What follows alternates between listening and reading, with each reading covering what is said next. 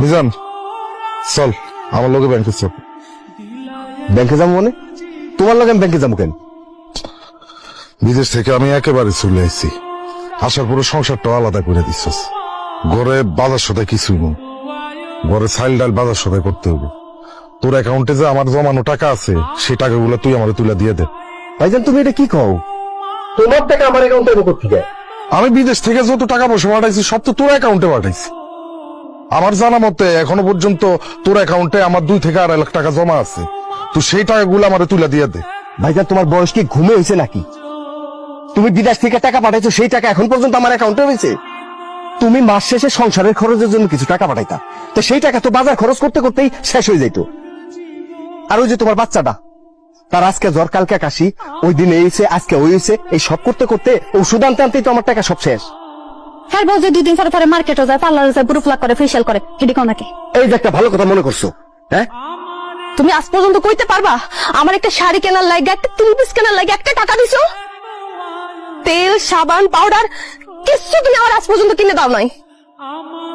তোমার কাছে আমি টাকা চাইলেই তুমি কইতা সব টাকা নাকি বাজারে শেষ হয়ে যাইতো। এখন কেন তুমি আমার জামাইয়ের কাছে আমার নামে মিছা কথা কইতেছো? আমি খুব বিপদের মধ্যে আছি, তুই আমারে সেই টাকাটা আমারে তুলে দে ভাই। আমার খুব উপকার হইব ভাই, খুব উপকার হইব। আরে বাবা রে, 2 লাখ টাকা থাকলে কি আমি 2 লাখ টাকা আপনার খাই বালাইতাম? এই মিজান ওরকম লোক না।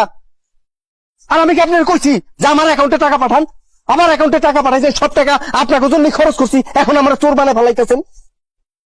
বুঝো না, বিদেশ থেকে তো একবার আইসা পড়ছে, তার সাথে কোনো কাম কাজ নেই, এজন্য তোমার কাছে আসছে কিছু টাকা পয়সা ধান্দা করতে। একদম মুখ সামলে কথা বলবি তুই।